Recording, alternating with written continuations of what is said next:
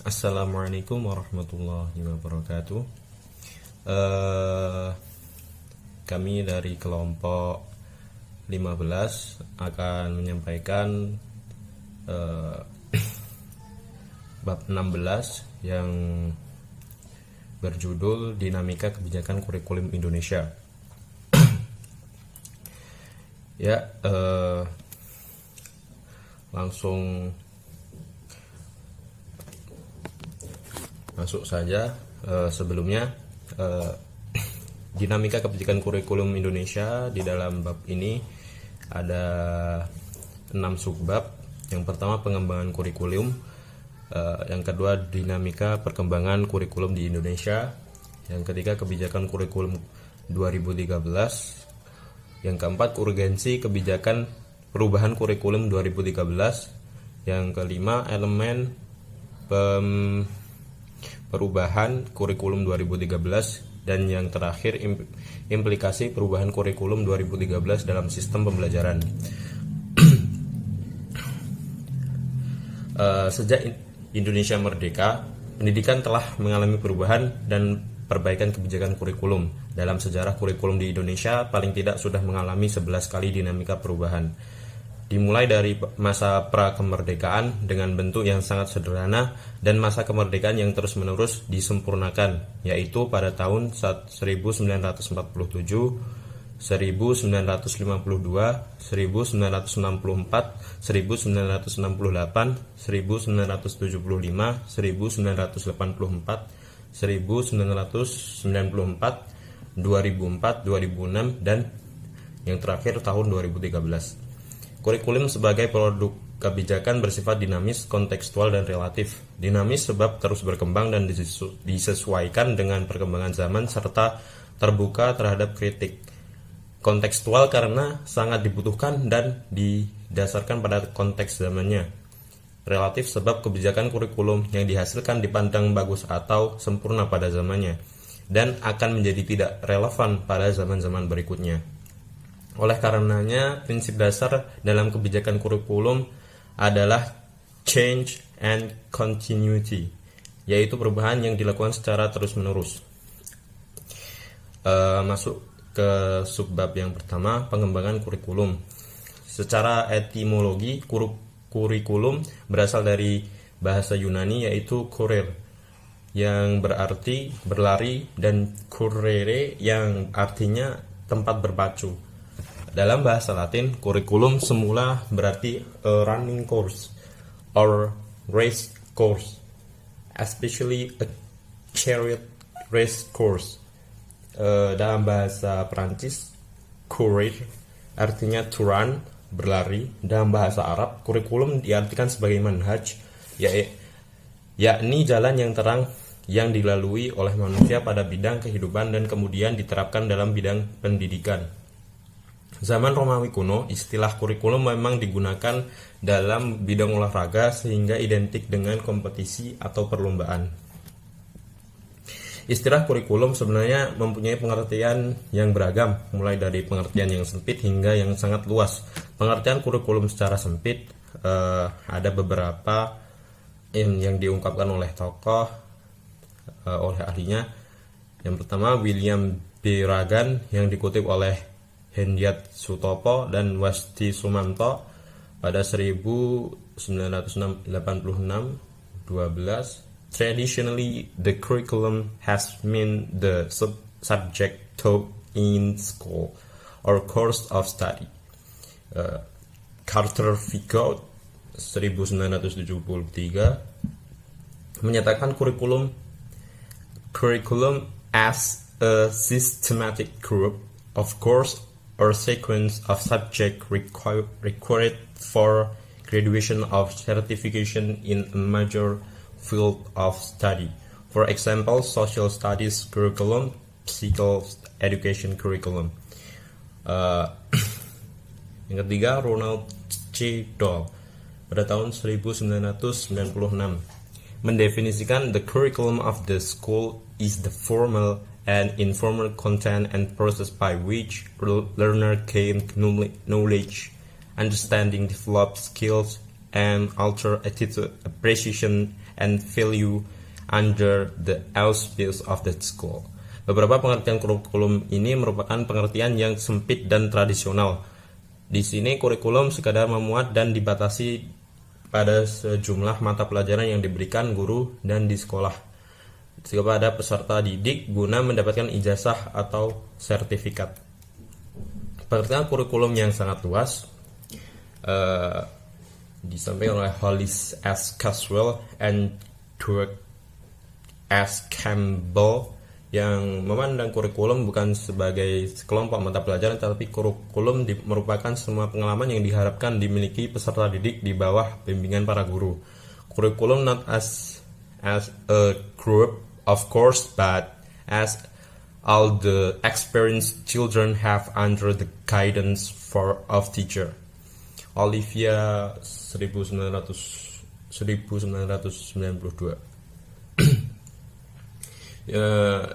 J. Gallen Saylor, William N.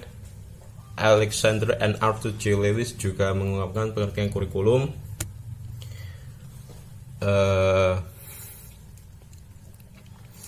Pengertian kurikulum yang dikutip oleh Peter F. Olivia 1992. We define curriculum as a plan for providing sets of learning opportunities for a person to be educated.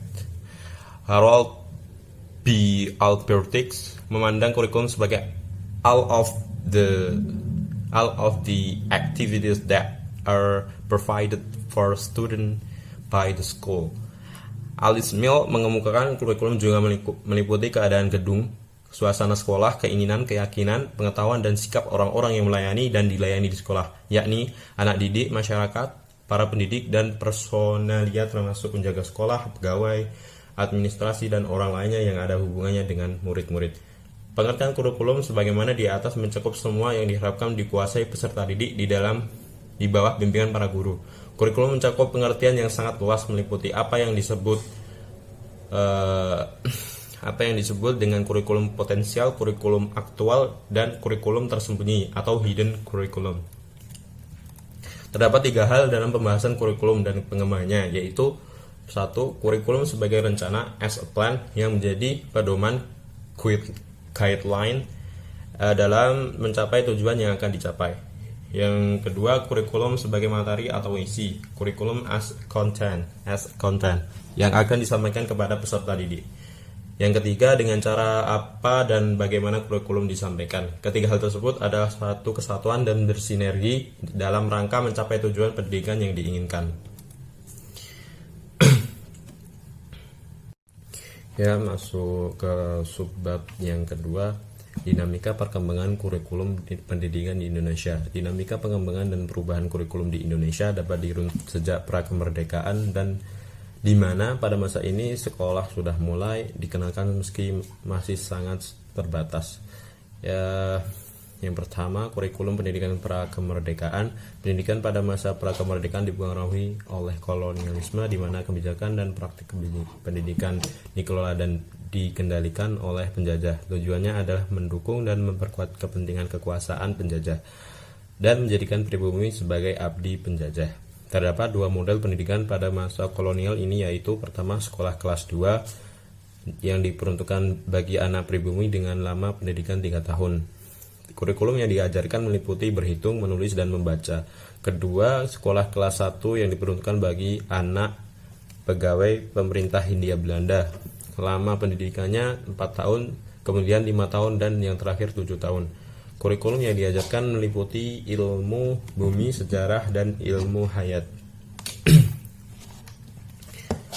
Pada jenjang pendidikan menengah didirikan gimnasium yang siswanya hanya golongan ningrat. Masa belajar pendidikan ini berlangsung selama 3 tahun. Mata pelajaran yang diajarkan meliputi bahasa Belanda, bahasa Inggris, ilmu hitung, aljabar, ilmu ukur, ilmu alam atau kimia, ilmu hayat, ilmu bumi, sejarah, dan tata buku. Kemudian model pendidikan gimnasium berubah menjadi MULO yang lama pendidikannya 4 tahun. Adapun untuk jenjang atau tingkatan atas, Belanda mendirikan AMS, Algemene Middelbare School. Lama pendidikan ini berlangsung selama 3 tahun yang terbagi pada bagian A dan B. Bagian A spesifikasinya adalah ilmu kebudayaan, yaitu kesastraan timur dan kesastraan klasik barat. Adapun bagian B spesifikasinya pelajaran adalah ilmu pengetahuan kealaman yang meliputi ilmu pasti dan ilmu alam. Ketika kolonialisme beralih dari Belanda ke Jepang, maka pendidikan yang dibentuk oleh kolonial Belanda diganti dengan model pendidikan berciri khas Jepang.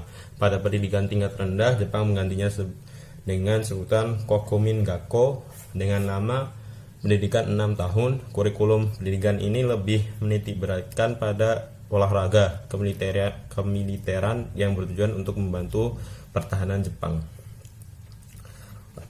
Yang kedua, kurikulum pasca kemerdekaan. Pasca kemerdekaan, kurikulum pendidikan di Indonesia mengalami beberapa fase perubahan, yaitu pada tahun 1947, 1952, 1964, 1968, 1975, 1984, dan kurikulum tahun 1994. Pada masa reformasi, perubahan kurikulum terjadi pada tahun 2004, 2006, dan 2013. Perubahan tersebut merupakan bentuk respon dan perkembangan terhadap berbagai perubahan yang dihadapi, baik dalam sistem sosial, politik, budaya, ekonomi, dan ilmu pengetahuan dan teknologi. Yang A, pertama, kurikulum 1947. Awal terbentuknya kurikulum 1947 namanya adalah Rencana Pembelajaran 1947 atau dikenal dengan sebutan Lehrplan. Yang menjadi ciri khas utama kurikulum ini adalah lebih menekankan pada pembentukan karakter manusia yang berdaulat dan sejajar dengan bangsa lain. Pada masa tersebut, siswa lebih diarahkan tentang cara bersosialisasi dengan masyarakat. Aspek efektif dan psikomotorik lebih ditekankan dengan pengadaan pelajaran kesenian dan pendidikan jasmani. Penekanannya adalah menumbuhkan kesadaran bela negara. Kurikulum 1952. Kurikulum ini lebih memperinci setiap mata pelajaran yang disebut Rencana Pelajaran Terurai 1952. Kurikulum ini sebagai kelanjutan dari hasil kajian panitia penyelidik pengajaran sebelumnya. Ciri yang paling menonjol dari kurikulum 1952 adalah setiap rencana pelajaran harus memperhatikan isi pelajaran yang dihubungkan dengan kehidupan sehari-hari. Pada masa ini, kebutuhan peserta didik akan ilmu pengetahuan lebih diperhatikan dan satuan mata pelajaran lebih diperincikan. Kurikulum 1964. Menjelang tahun 1964, pemerintah kembali menyempurnakan sistem kurikulum di Indonesia. Kali ini diberi nama Rencana Pendidikan 1964 atau Kurikulum 1964.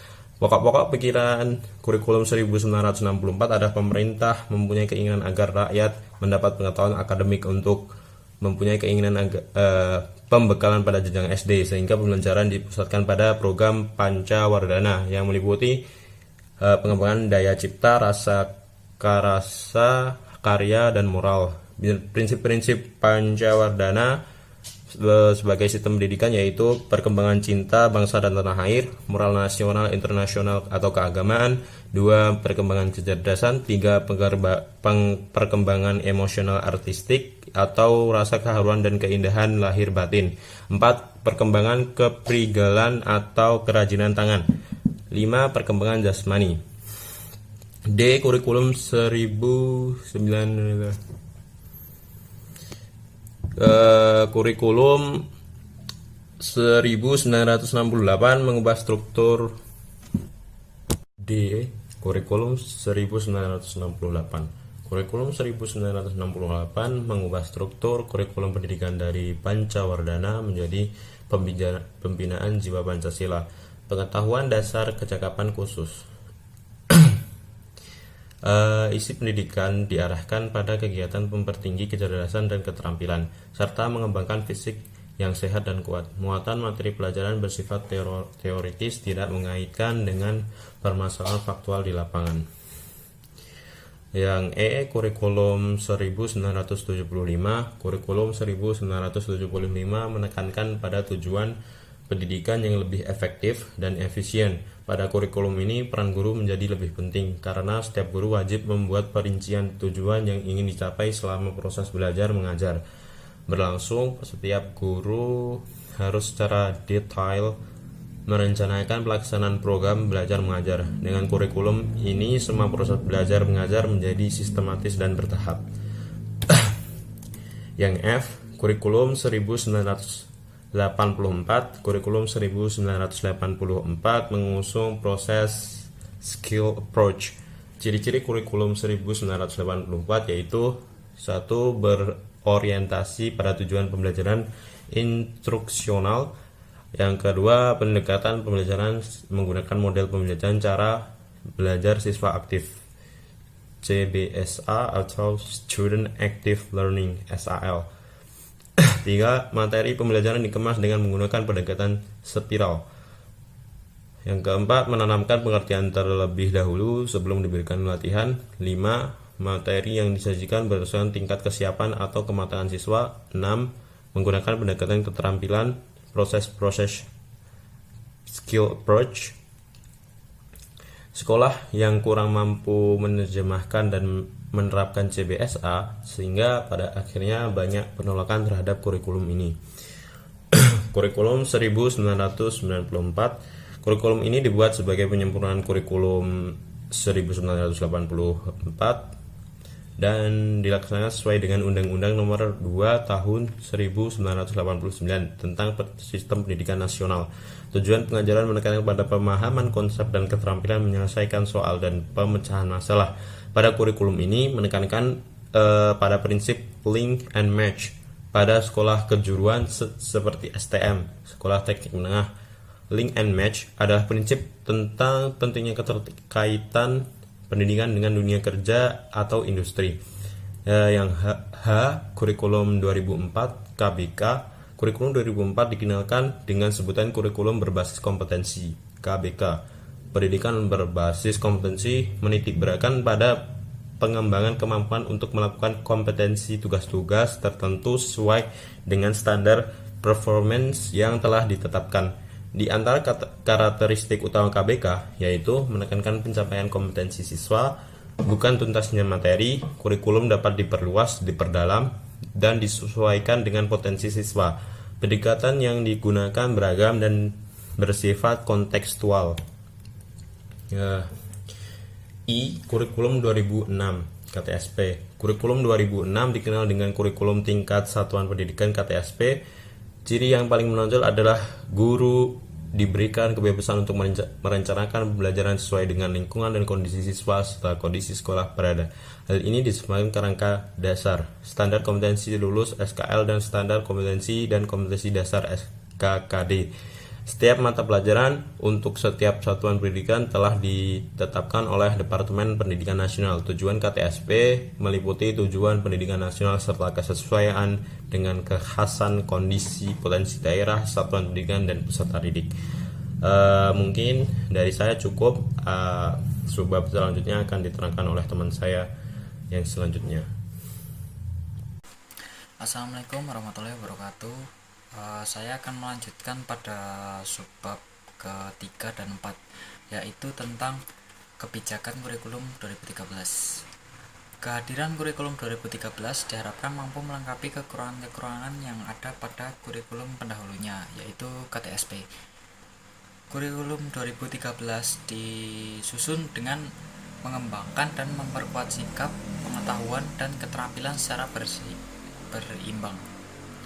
Hal tersebut sesuai dengan tujuan pendidikan nasional yang bertujuan untuk mengembangkan proses peserta didik agar menjadi manusia yang beriman dan bertakwa pada Tuhan Yang Maha Esa, berhak mulia, berilmu, cakap dan kreatif, mandiri, dan menjadi warga negara yang demokratis secara bertanggung jawab. Selanjutnya tentang urgensi kebijakan perubahan kurikulum 2013. Penjelasan Undang-Undang Sistem Pendidikan Nasional Nomor 20 Tahun 2003 pada bagian konsiderasi dijelaskan bahwa pentingnya dilakukan pembaharuan pendidikan secara terencana, terarah, dan berkesinambungan. Dan salah satu strategi pembangunan pendidikan nasional ini adalah pengembangan dan pelaksanaan kurikulum berbasis kompetensi. Selain hal tersebut, Undang-Undang Sistem Pendidikan Nasional juga menggariskan bahwa pendidikan adalah usaha sadar dan terencana untuk mewujudkan suasana belajar dan proses pembelajaran agar peserta didik secara aktif mengembangkan potensi dirinya untuk memiliki kekuatan spiritual keagamaan, pengendalian diri, kepribadian, kecerdasan, akhlak mulia, serta keterampilan yang diperlukan dirinya, masyarakat, bangsa, dan negara. Assalamualaikum warahmatullahi wabarakatuh. Saya akan membacakan subbab nomor 5 dan 6. Yang subbab nomor 5 yaitu elemen perubahan kurikulum 2013. Perubahan kurikulum 2006 ke 2013 menyangkut 4 perubahan kurikulum, yaitu nomor 1, standar kompetensi lulusan atau disingkat SKL, yaitu adanya peningkatan dan keseimbangan soft skills dan hard skills dengan mengasah 3 aspek, yaitu sikap, pengetahuan, dan keterampilan. Nomor 2 yaitu standar isi atau bisa disingkat SI, yaitu pada perubahan SI di mana pada KTSP 2006 kompetensi diturunkan dari mata pelajaran, pada kurikulum 2013 mata pelajaran diturunkan dari kompetensi. Adapun pendekatannya sama-sama dilakukan melalui pendekatan. Nomor 3 standar proses, yaitu yang semula terfokus pada eksplorasi, elaboral, dan konfirmasi pada kurikulum 2013 dilengkapi dengan pendekatan saintifik, yaitu mengamati, observing, menanya, questioning, mengeksplorasi, exploring, mengasosiasi, associating, dan mengomunikasikan, communicating. Proses belajar tidak hanya terjadi di ruang kelas saja, tetapi juga di lingkungan sekolah, alam, dan masyarakat. Posisi guru bukan satu-satunya sumber belajar, dan pembelajaran dimensi sikap tidak diajarkan secara verbal, tetapi melalui contoh dan teladan guru. Nomor 4, standar penilaian. Penilaian yang dilakukan adalah berbasis kompetensi, yaitu pergeseran dari penilaian melalui tes, mengukur kompetensi pengetahuan berdasarkan hasil saja, menuju penilaian autentik, yaitu mengukur semua kompetensi sikap, keterampilan, dan pengetahuan berdasarkan proses dan hasil. Memperkuat model penilaian PAP, penilaian acuan patokan, yaitu pencapaian hasil belajar didasarkan pada posisi skor yang diperolehnya terhadap skor ideal, dan mendorong pemanfaatan portofolio yang diposisikan sebagai instrumen utama penilaian. Berikutnya yaitu subbab nomor 6, subbab ke-6, implikasi perubahan kurikulum 2013 dalam sistem pembelajaran. Perubahan kurikulum 2013 membawa implikasi pada sistem pembelajaran yang dilakukan. Implikasi perubahan kurikulum 2013 tersebut meliputi 4 hal, yaitu 1. Pembelajaran tematik terpadu. Pembelajaran tematik terpadu merupakan pendekatan pembelajaran yang mengintegrasikan berbagai kompetensi dari berbagai mata pelajaran ke dalam berbagai tema. Pengintegrasian tersebut dilakukan dalam 2 hal, yaitu integrasi sikap, keterampilan, dan pengetahuan. Dalam proses pembelajaran dan integrasi berbagai konsep dasar yang berkaitan. Tema merajut makna berbagai konsep dasar sehingga peserta didik tidak belajar konsep dasar secara parsial. Dengan demikian, pembelajarannya memberikan makna yang utuh kepada peserta didik seperti tercermin pada berbagai tema yang tersedia.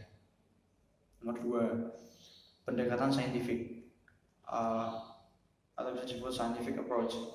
Pembelajaran dengan pendekatan saintifik merupakan pembelajaran yang dilakukan agar peserta didik secara aktif mampu menyusun konsep, hukum, atau prinsip melalui tahapan-tahapan mengamati untuk mengidentifikasi atau menemukan masalah, merumuskan masalah, mengajukan atau merumuskan hipotesis, mengumpulkan data dengan berbagai teknik, menganalisis data, menarik simpulan, dan mengomunikasikan konsep, hukum, atau prinsip yang ditemukan tersebut.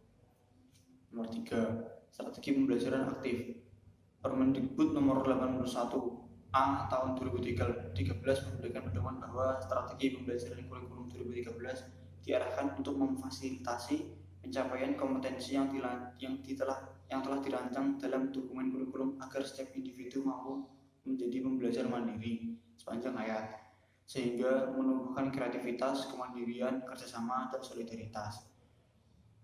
Kepemimpinan, empati, toleransi, dan kecakapan hidup guna membentuk watak serta meningkatkan peradaban dan martabat bangsa. Nomor 4, Penilaian autentik. Penilaian autentik atau autentik berarti dapat dipercaya, asli, nyata, valid, atau reliable. Adapun penilaian autentik berarti penilaian dilakukan secara komprehensif untuk menilai mulai dari masukan, input, proses, dan keluaran output pembelajaran. Penilaian autentik harus mencerminkan masalah dunia nyata, bukan dunia sekolah. Penilaian autentik menggunakan berbagai cara dan kriteria holistik kompetensi untuk merefleksikan pengetahuan, keterampilan, dan sikap. Penilaian autentik tidak hanya mengukur apa yang diketahui oleh peserta didik, tetapi lebih menekankan mengukur apa yang dapat dilakukan oleh peserta didik. Penilaian autentik dan menggunakan berbagai cara dan kriteria secara holistik, yaitu kompetensi utuh yang merefleksikan pengetahuan, keterampilan, dan sikap. Proses penilaian autentik mengungkapkan kinerja siswa yang mencerminkan bagaimana peserta didik belajar, capaian hasil, motivasi, dan sikap yang terkait dengan aktivitas pembelajaran. Penilaian ini memerlukan waktu yang lebih lama ketika mengumpulkan informasi, akan tetapi akan dapat mengungkap kompetensi peserta didik yang sebenarnya. Hal ini berbeda dengan penilaian tradisional yang dilakukan dalam waktu singkat. Penilaian autentik memiliki cakupan pertanyaan yang luas, dan derajat validitas dan reliabilitas lebih tinggi. Penilaian autentik cenderung fokus pada tugas-tugas kompleks atau kontekstual, memungkinkan peserta didik untuk menunjukkan kompetensi mereka dalam pengaturan yang lebih autentik. Sekian dari saya.